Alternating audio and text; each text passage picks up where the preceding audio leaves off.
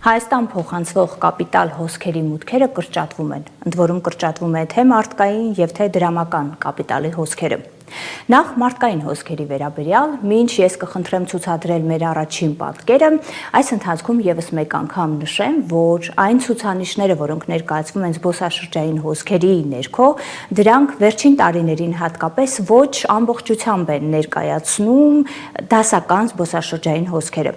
Այդ հոսքերի ներքո առավելապես հատկապես ռուս-ուկրաինական պատերազմից հետո ռուս ռելոկանտների գործոնը կա, մեծ է նաեւ աշխատանքային միգրանտների գործոնը, որոնք այսինքն այդ հանգամանքը հաշվի առնելով, որ մենք գործ չունենք բացառապես դասական զբոսաշրջության հետ, այդ ազդեցությունները հոսքերի դեպի տնտեսություն, դեպի տնտեսական process-ներ իհարկե որոշակի նյուանսային եւ բովանդակային տարբերություններ ունեն, թեև ընդհանրական է, որ առաջացնում են որոշակի աշխուժություն, առաջացնում են համապատասխան ուղղություններում կարծես թե ակտիվություն եւ այլն, եւ նաեւ շատ կարեւոր հանգամանք, որ ցանկացած պարագայում կարծես թե փոխկապակցված են մեկ այլ կապիտալի, դրամական կապիտալի հոսքերի մասին, սակայն դրա մասին մի փոքր ավելի ուշ։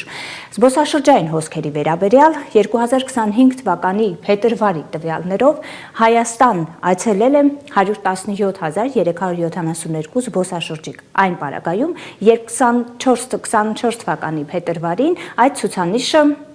կազմել է 127241, այսինքն փետրվարի հետ համեմատած մենք ունենք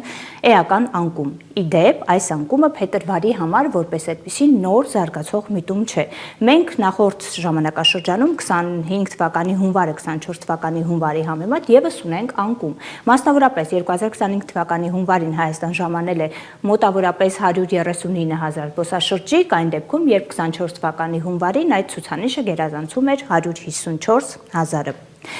Թեև զբոսաշրջիկների ցուցանիշները կրճատվել են եւ նաեւ նախորդ ժամանակաշրջանի, այդ թվում նաեւ մեր անդրադարձերի համատեքստում խոսել ենք հանգամանքի մասին, որ այս ընդհանուր ցուցանիշները առավելապես կրճատվել են ի հաշիվ Ռուսաստանի Դաշնությունից Հայաստան այցելած պայմանական, ասենք, զբոսաշրջիկների հոսքերի թվերի կրճատմամբ, այնուամենայնիվ շարունակաբար այս տարվա փետրվարի դրությամբ եւս Հայաստան ամենաշատը այցելել են հենց Ռուսաստանի Դաշնությունից։ Ընդհանուրի մեջ այդ ցուցանիշը կազմել է 39%։ Երկրորդ տեղում Վրաստանից Հայաստան ժամանած զբոսաշրջիկներն են 15% ցուցանիշով, ապա Իրանը, հաջորդաբար Ֆիլիպիններ, Հնդկաստան եւ այս ցուցանիշը մենք տեսնում ենք։ Այսինքն շարունակաբար դեռևս, թեև ցուցանիշը փոքրանում է եւ այդ թվում այդ հոսքերի կրճատման արդյունքում է կարծես թե համախառն ցուցանիշի կրճատումը, բայց Ռուսաստանի Դաշնությունը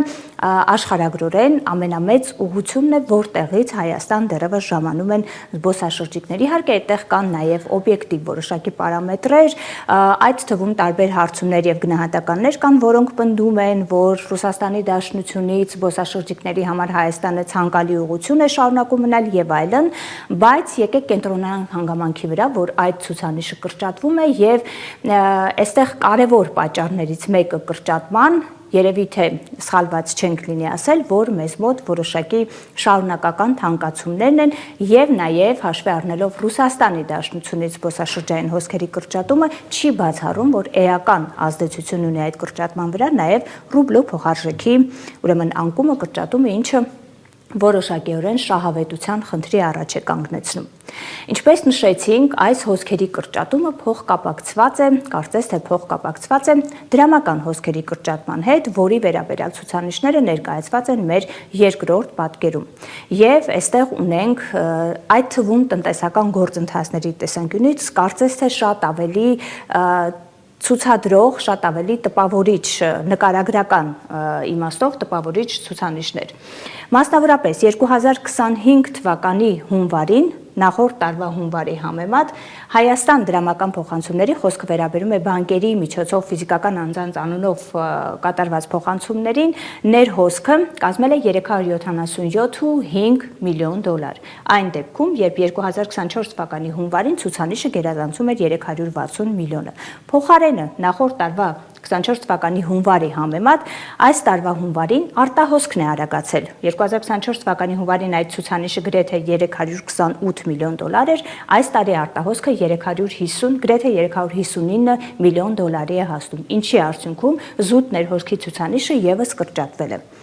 Բավական հետաքրքիր է համեմատությունը նախորդ ամսվա նկատմամբ, այսինքն 2024 թվականի դեկտեմբերի նկատմամբ, հետաքրքիր եւ այստեղ տարբերությունը նաեւ էական։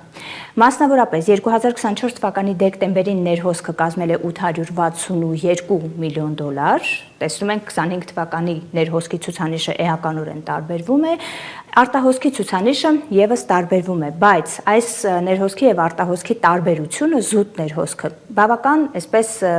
իրավիճակ է նաեւ նկարագրում, զուտ ներհոսքը գրեթե 20 անգամ կրճատվել է նախորդ ամսվա ցուցանիշի համեմատ։ Նախ մինչ այդ փորձենք հասկանալ թե ինչի մասին է սա խոսում, պարզապես նշենք, որ օբյեկտիվ հանգամանք կա, որ նախորդ տարվա վերջին ամսվա ընթացքում ցուցանիշները էականորեն բարձր են եղել եւ արտահոսքի եւ ներհոսքի,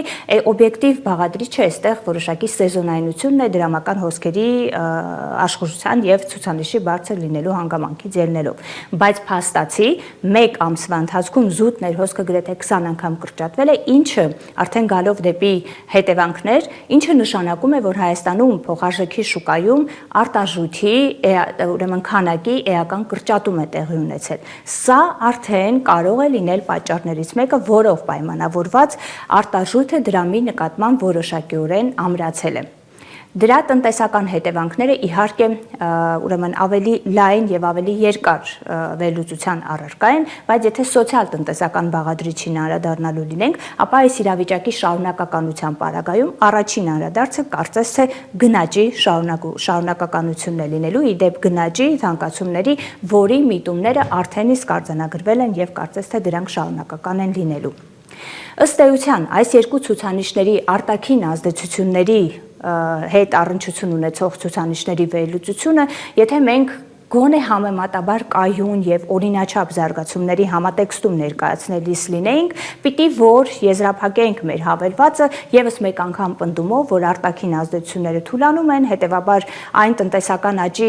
խթանները, որոնք վերջին տարիներին ապահովել են, թուլանում են, մենք ունենանք որոշակի միտումներ եւ այլն։ Այսինքն օրինակելի պարագայում մեր ամփոփումը պիտի լիներ սա։ Բայց այսօրվա զարգացումների համատեքստում զարգացումների նման խտության եւ մեղմ ասած որոշակիության հետ կապված խնդիրների պարագայում ցուցանիշների վերլուծությունը օրինաչափ տրամաբանության ներքո, հատկապես եթե այդ ցուցանիշները արտաքին ազդեցություններին առնչվող ցուցանիշներ են, մեղմ ասած դժվար է իրականացնել կանխատեսում։ Օրինակ, ինչպիսի արտաքին ազդեցությունների ներքո կլինենք, որ ուղղություններից կլինեն այդ արտաքին ազդեցությունները իրենց համապատասխան հետևանքներով։ Հետևաբար մենք այս մասով կարող ենք ֆիքսել, որ այո, շարժիչները եւ խթանները վերջին տարիների թուլանում են եւ միանշանակ է, որ ունենք անորոշության բավական մեծ չափաբաժին։